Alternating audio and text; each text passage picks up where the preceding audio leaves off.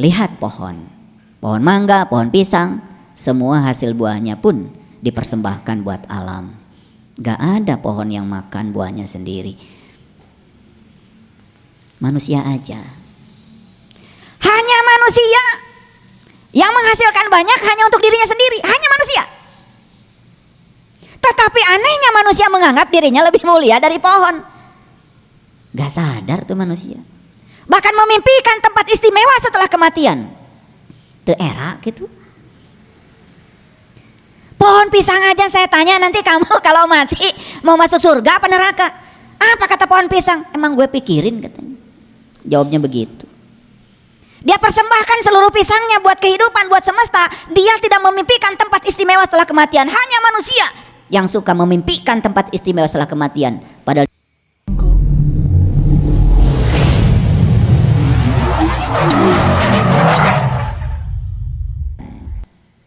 keinginan untuk mengenal diri sendiri juga semakin besar.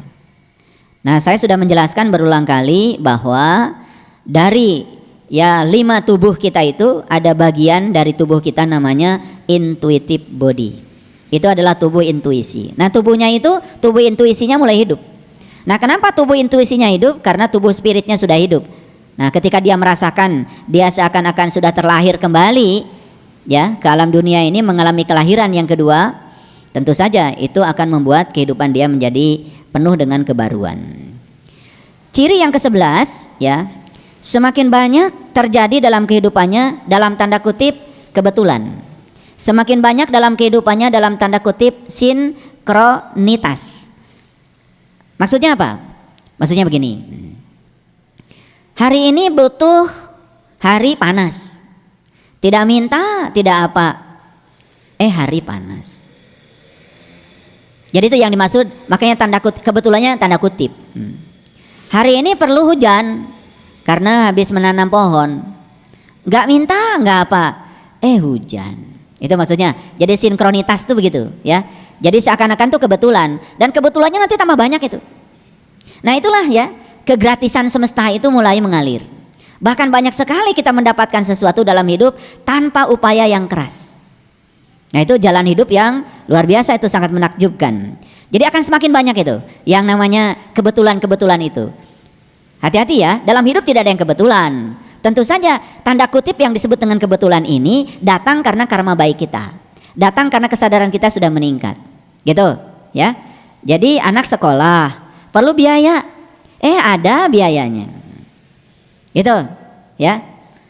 Mau piknik ya, ada acara wisata. Ingin sekali. Padahal pada saat daftar belum punya uangnya. Hari H-nya di deadline dari panitia ada duitnya. Gitu. Nah, ini kebetulan-kebetulannya kan banyak. Tapi kebetulan yang bukan kebetulan. Sekali lagi, kebetulan yang bukan kebetulan. Gitu. Ya. Saya juga hari ini mengalami kebetulan. Jadi tadi pagi waktu sarapan ya, yang kerja di rumah bilang, karena istri saya nggak ada, sedang nengok anak saya di Bogor. Jadi kalau istri saya nggak ada kan pasti urusan dapur pasti lapornya sama saya. Jadi sekarang saya jadi ibu rumah tangga sekaligus bapak rumah tangga. Jadi air habis lapornya ke saya. Ya. Telur ayam kampung habis lapornya ke saya. Jadi baru saja tadi pagi ya, telur ayam kampung katanya buat sarapan saya habis. Karena saya itu kalau pagi sarapannya buah dan telur rebus ya setengah matang. Barusan saya lihat Bunda Cucu sama Ayah Asep ngasih ayam kampung, banyak lagi. Itu kebetulan itu. Iya. Kebetulan yang bukan kebetulan, karena saya tidak pernah mengeluh. Jadi waktu orang kerja bilang begitu tuh nggak ada di sini. Aduh kumaha tuh, nggak ada aduh. Jadi saya datar aja. Nah, sifat datar yang seperti itu ternyata itu mengizinkan tangan semesta untuk bekerja, dan itu luar biasa. Dan kebetulan itu bagi saya itu tiap hari. Ya, Sabtu Minggu kemarin ya. Hari Sabtu ada pemberkatan di rumah. Hari Minggu ada yang pelatihan sholat khusyuk. Udah gitu yang datang ke rumah juga biasa kalau ada pelatihan sholat khusyuk yang datang bukan yang pelatihan kan, yang lain juga pada datang. Ya kebetulan saja ya. Buah ada yang bawa, kue ada yang bawa. Bahkan sekarang tuh di rumah ya bingung ya, sudah dibagikan ke tetangga ya, itu banyak terus. Nah itu kebetulan yang bukan kebetulan. Maaf ya, itu tanda bahwa kita udah pulang. Justru keberlimpahan itu luar biasa. Yang disebut dengan wayar zukhu min haitsu la yahtasib itu saya alami. Karena syaratnya cuma satu kan, wa may yattaqillaha yaj'al lahu makhraja wa yarzuqhu min haitsu la yahtasib. Dengan takwa, dengan yakin seyakin-yakinnya tidak ada keraguan tentang hari esok. Karena kita hadir di sini hari ini sekarang, yaj'al lahu makhraja. Semua masalahmu akan diberi jalan keluar tanpa kita mencari jalan keluarnya. Wa yarzuqhu min haitsu la yahtasib, dan Allah memberikan rezeki dari arah yang kita tidak pernah menyangkanya. Gimana bisa begitu? Ternyata permainannya sederhana. Kalau kita melakukan kebaikan, jangan berharap orang yang dibaiki sama kita membalas kebaikan kita. Karena begitu kita berharap, berarti kita sedang mengarahkan harapan kita kepada yang kita harapkan. Justru bebaskan saja pikiran tentang itu, baru kita akan mendapatkan rezeki dari arah yang tidak disangka. Kan gak disangka, kalau hari ini saya dapat beras, tidak disangka. Hari ini saya dapat telur, tidak disangka. Tidak ada pikiran tentang itu kok. Karena tidak disangka datang. Nah kalau disangka akan datang yang kita sangka. Jadi sangkaan kita pada saat kita melakukan kebaikan itu yang membatasi rezeki kita. Ulangi ya supaya ngerti ya. Sangkaan kita saat kita melakukan kebaikan itu yang membatasi rezeki kita. Contoh, saya berbuat baik sama si A, ngasih oleh-oleh. Semoga kalau dia juga punya rezeki ngasih oleh-oleh sama saya, ya dapat oleh-oleh sebatas yang disangka. Jadi pikiran kita, sangkaan kita telah membatasi yang akan datang kepada kita. Nah, inginkah sekarang kita mendapatkan keberlimpahan tanpa batas? Ilmunya sederhana. Setiap berbuat kebaikan, jangan menyangka bahwa kita akan mendapatkan kebaikan yang sama dari orang yang dibaiki oleh kita. Nah, itu yang disebut dengan nol, itu yang disebut dengan kosong. Kebaikannya satu, karena pembaginya nol, dapatnya tak terhingga. Kebaikannya dua, karena sudah nol, dua dibagi nol tak berhingga juga. Berapapun angka dibagi nol selalu tak berhingga. Kebaikannya tiga, nol. 3 dibagi 0 tak berhingga. Kebaikannya 4, pembaginya 0 tak berhingga. Jadi setiap kebaikan kalau pembaginya 0 maka hasilnya tak berhingga. Coba sekarang 1 dibagi 1 sabaraha? 1. Berbuat kebaikannya 1, pengen 1, ya 1 dibagi 1 dapatnya ya 1. Kebaikannya 1, keinginannya 2. Coba 1 dibagi 2 berapa? Setengah. Lebih kecil lagi. Kebaikannya 1, keinginannya 100. 1 bagi 100 berapa? 1/100, 0,01. Tuh. Jadi makin banyak keinginan, ternyata hasilnya makin saeutik. Ini rumus matematika yang gak pernah disadari. Ternyata kalau ingin tak berhingga, pembaginya harus 0. Ya kalau gak 0 juga gak apa-apa deh, pembaginya 0,1. Karena 1 dibagi 0,1 masih ada muatan, tapi sedikit muatannya. Berarti 0,1 deh. 1 dibagi 0,1, 10. Kan dulu pernah belajar ya, 1 dibagi 0,1, 0,1 itu 1/10. Kalau angka dibagi harus dibalik pembaginya. Jadi 1 dibagi 1/10 berarti 1 kali 10/1, 10. Nah 1 dibagi 0,01, 100. Masih berbilang dong kalau 100, tapi kalau 1 dibagi 0 tak terhingga. Nah anehnya kita itu ingin dapatnya tak terhingga, tetapi pembaginya 1.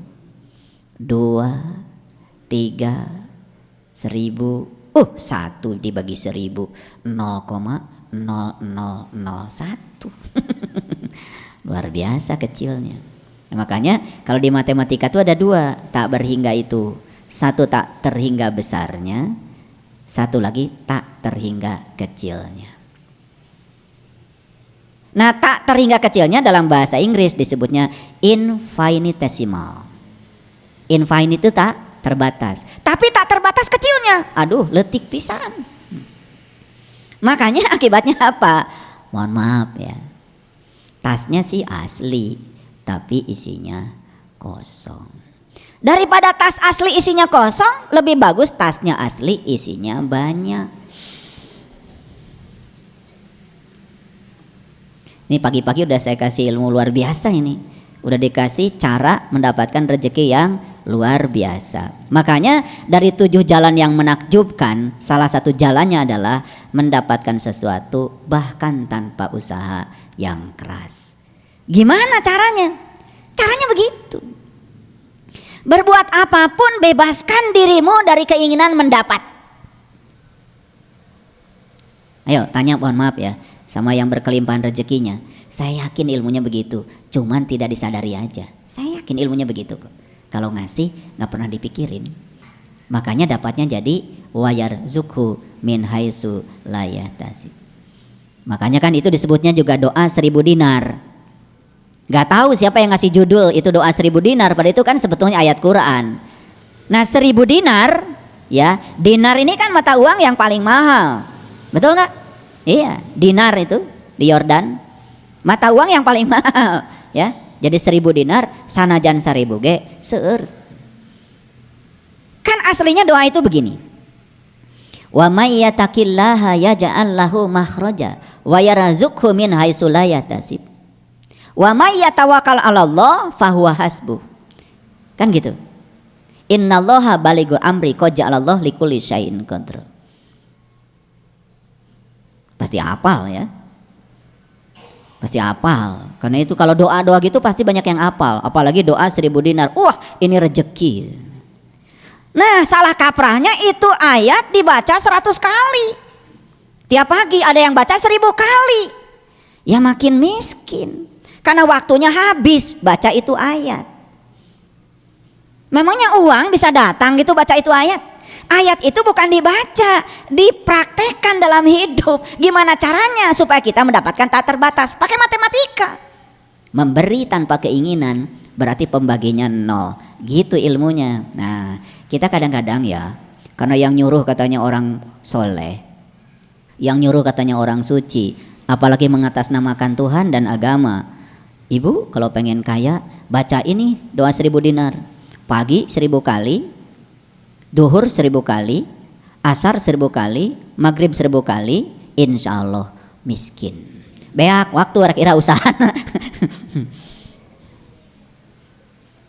Da artos mah ibu tegaduheun sampean. Moal bisa lempang kanu tas. Harus dijemput. Nah ngejemputnya gimana? Nah ada yang menjemput dengan cara yang susah, ada yang menjemput dengan cara yang mudah. Jadi saya kasih tahu ciri orang yang sudah pulang hari ini pun hidupnya penuh dengan keberlimpahan. Ini belum dibahas nih topik ini ciri-cirinya dulu ya, supaya menarik. Ciri yang ke-12, orang yang sudah pulang itu tidurnya nyenyak.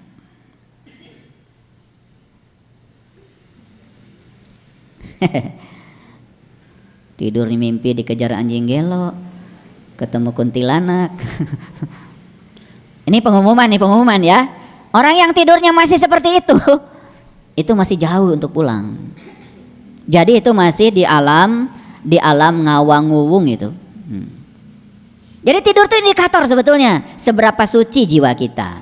Karena ketika tidur itu nur insani kita keluar, Nurullah dan Nur Muhammad tinggal di dalam.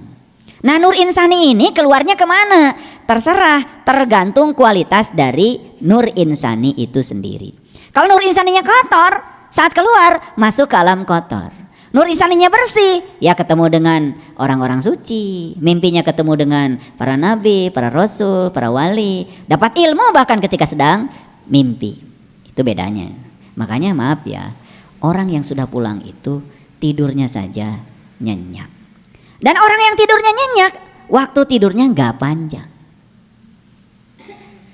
Jadi kalau ngaji saja dengan saya ngantuk dan ketiduran, itu berarti masih jauh untuk pulang. Iya. Jadi ngaji dengan saya sedang cerita begini, itu sampai ngantuk, apalagi sampai terdengar suara-suara aneh gitu ya, seperti pesawat tempur. Nah itu udah jelas itu masih jauh untuk pulang, untuk jauh. Tetapi lumayan kan udah datang ke tempat pengajian. 13. Nah yang 13. Tidak lagi tertarik untuk khawatir secara berlebihan, dan dia selalu bertindak dalam kehidupannya dengan cinta dan welas asih. Loh, kenapa saya bicara begitu? Gini, saya kasih tahu. Karena ada orang tuh yang tidak punya cinta dan welas asih, mau ngasih ongkos saja sama orang lain masih mikir, khawatir kalau saya ngasih saya kekurangan. Tanu seri pang tarikna. Itu namanya ya. Itu namanya masih jauh tacan balik. Orang yang sudah pulang pada jati dirinya, dia itu kalau memberi dengan cinta dan ulas asih. Kalau dia memberi dengan cinta dan ulas asih, pastikan ya, saya mau bicara sama kalian semuanya. Kalau memberi dengan cinta dan ulas asih, tidak ada sedikit pun rasa khawatir pada diri, takut kalau kita memberi kita kekurangan. Ya sebetulnya orang-orang yang susah khawatir kalau memberi itu sebetulnya karena memberinya itu tidak punya cinta, tidak punya welas asih, gitu. Bahkan mau memberi aja banyak gak jadinya. Karena apa? Yang menggoda itu yang tadi tuh rasa khawatir. Sekarang saya kasih tahu, itu rasa khawatir alamatnya di mana? Itu adanya di ego. Apa ego itu? Ego itu adalah pikiran palsu. Itulah diri palsumu. Jadi rasa khawatir itu sebetulnya selalu tentang hari esok. Kalau saya ngasih banyak-banyak, besok saya gimana? Ya Allah. Kalau hari ini lu ngasih banyak, ya besok lebih banyak lagi. Kenapa sih tidak pernah tahu ya pada hukum alam? Kenapa tidak pernah tahu bagaimana alam bekerja? Alam itu bekerja, semakin banyak kau memberi, semakin banyak kau mendapat. Itu sudah diajarkan berulang kali oleh alam. Lihat sungai. Tidak pernah sungai memakan air, meminum air. Bahkan seluruh air digunakan semua untuk kehidupan makhluk. Betul? Lihatlah matahari. Tidak ada sinar yang pulang ke matahari. Semua keluar dari matahari. Semua keluar, gak ada yang ke dalam. Dan semua sinarnya diberikan untuk semua makhluk. Lihat pohon. Pohon mangga, pohon pisang. Semua hasil buahnya pun dipersembahkan buat alam. Gak ada pohon yang makan buahnya sendiri. Manusia aja. Hanya manusia yang menghasilkan banyak hanya untuk dirinya sendiri. Hanya manusia. Tetapi anehnya manusia menganggap dirinya lebih mulia dari pohon. Gak sadar tuh manusia.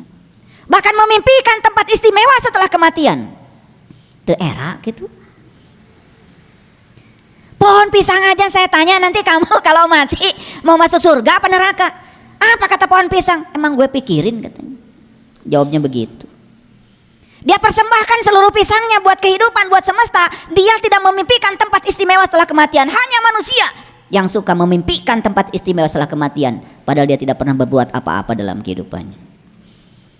Lucu gak manusia itu? Lucu gak? Lucu memang. Jadi orang yang berkelebihan dalam khawatirnya itu karena tidak punya welas asih, tidak punya cinta. Makanya orang yang tidak punya cinta, tidak punya welas asih, jangan berharap dia memberi. Karena setiap dia memberi, pasti dia khawatir. Khawatir kalau memberi dia berkurang. Ya. Saya pernah cerita sama kalian. Anak saya diterima di sekolah, di perguruan tinggi. Dan uangnya sudah ada buat bayarnya. Tinggal nunggu waktu. Begitu hari H-nya diumumkan, tinggal bayar. Ini menjelang hari H, datang itu, ya. Sahabat kita butuh uang sebesar uang iuran anak saya yang sudah ada. Diapakan tuh uang? Saya kasih semuanya. Saya tenang saja, tidak ada pikiran apa-apa. Karena saya sudah yakin dengan cara semesta bekerja, sudah yakin. Bahkan saya kasih tahu, uang itu masih kurang sebetulnya. Kurang. Jadi butuhnya 66 juta, uangnya baru ada 50 juta. Udah gitu yang 50 juta dipinjem lagi. Jadi masih kurang 16 juta, yang 50-nya dipinjem coba. Berani nggak bermain-main dengan Allah? Saya berani aja, saya kasih. Itu hari hanya. Saya tidak dapat uang 16 juta dari dia, saya nggak ngebungakan duit. Dia bayar 50 juta dan saya sudah punya uang tambahnya 16 juta. Jadi saya yakin yang 16 juta itu bonus kebaikan karena saya udah pinjamkan 50 juta. Keren tuh cara semesta bekerja itu. Keren banget sebetulnya. Cuman kita gak keren karena apa? Karena kita sering ragu. Makanya di dalam Quran surat Maryam, tahu Maryam? Tahu Maryam? Tahu apa tidak? Kalau enggak saya jelaskan.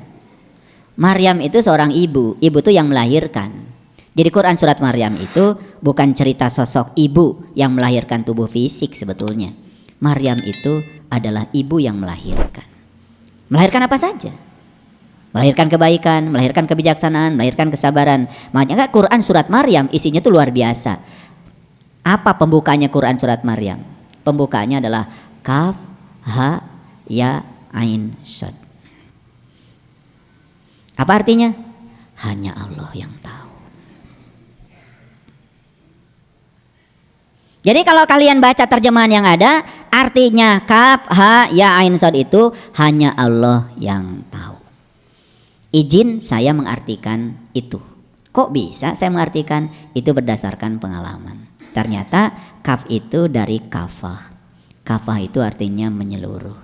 Jadi waktu bilang Kaf, serahkan seluruh urusanmu padaku, kata Allah. Maka begitu segala urusan diserahkan pada Allah, apa artinya? Berarti kita sudah angkat tangan. Makanya setiap kita angkat tangan, Allah turun tangan. Tapi kalau segala urusan dikup sama kita, seakan-akan kitalah yang bisa menyelesaikan semuanya, berarti kita turun tangan. Kata Allah, giliran saya angkat tangan. Jadi sebetulnya Allah itu sering angkat tangan untuk kamu, karena kamu terlalu turun tangan. Bahkan tidak yakin kalau Allah akan membantu. Karena apa? Gak ngerti kaf. Makanya begitu kaf itu sudah dipahami. Yang kedua kita dapat ha. Ha-nya ha besar. Ha. Awas ya. Harus betul ngomongnya. Ha. Kalau gak betul nanti kalian masuk neraka. Ha itu hidayah. Hidayah itu bimbingan. Jadi siapapun yang sudah menyerahkan segala urusan pada Allah, maka dia akan dapat ha. Dia akan mengerti. Setiap peristiwa dalam hidupnya adalah bimbingannya. Ngerti dia. Makanya dia tidak pernah ragu. Muncul yang ketiga, iya, yakin. 100% yakinnya. Jadi waktu saya mengeluarkan uang 50 juta itu, tidak ada sedikit pun keraguan. Saya pun tidak berharap dapat apa-apa. Nol saja. Saya sering sekali sebetulnya ya bermain-main seperti itu. Saya bukan bergurau. Saya cicil mobil di leasing itu, ijab kabulnya, ya Allah, ini mobil bukan punyaku, ini mobil milikmu, hanya ketitipan hak guna pakai sepanjang aku ada, gitu aja. Karena ini mobil milikmu, tolong dong engkau yang bayar bulanannya, gitu. Baru saya tanda tangan. Makanya saya bilang sama petugas leasing, tolong didebit aja tiap bulan tanggal berapa. Mohon maaf ya, saya nggak pernah mikir kalau tanggal itu harus bayar cicilan. Karena kata cicilan kalau ada di otak itu like attracts like. Kata hutang akan menarik potensi hutang baru. Itu menurut hukum tarik menarik. Makanya saya tidak pernah berpikir hutang, berpikir keberlimpahan. Sampai-sampai ya, itu utang udah lunas. Saya lupa ngambil BPKB. Saya ditelepon, Bapak ini kok BPKB nggak diambil-ambil? Oh iya ya, emang udah lunas? Udah Pak, dikirimkan itu karena memang mereka pakai sistem. Jadi tidak mungkin ngedebit terus. Begitu 48 kali selesai, karena sistemnya begitu. Udah, saya ambil ke sana. Begitu diambil langsung saya ditawari, Bapak mau pinjam lagi? Gitu, luar biasa ini diajarin ngutang lagi. Ketika kata utang, kata cicilan ada di sini, maka kita akan menarik kata utang baru di luar diri kita. Dan saya percaya dengan like attracts like, hukum tarik menarik. Silakan kalian praktekkan. Tetapi jangan main-main. Kalau keyakinanmu masih, kan kalau saya mikirnya begini, jelek-jeleknya saya cicil mobil. Satu, mobil itu kan saya suruh, begitu saya mandikan pakai bunga. Saya kalau beli mobil saya mandikan pakai bunga. Loh, kok pakai bunga? Wah, bid'ah. Biar mobilnya senang. Lalu saya bilang sama mobil, kamu punya utang. Nah, kalau mobil saya bilang, kamu punya utang dan kamu harus tanggung jawab ngurusi utangmu. Gitu ya. Jadi mobil itu harus bisa bayar buat dirinya sendiri dan bisa bayar. Mohon maaf ya, luar biasanya ketika berpikir seperti itu, cicilannya kebayar, tabungan juga nambah karena berpikir keberlimpahan. Kalau berpikir utang, itu terus saja potensi utang akan datang. Ini soal kata-kata. Ini harus dipraktekkan, makanya spiritual itu praktek. Kalau spiritual cuma dengerin ceramah saya, nggak praktek, ya nggak ada artinya. Nah, ciri yang ke-15, orang yang sudah pulang itu cirinya apa? Sudah tidak ada tindakan menghakimi, tidak mencari-cari kesalahan orang, bahkan sudah tidak ada konflik dengan orang lain karena tidak ada lagi konflik dengan dirinya sendiri.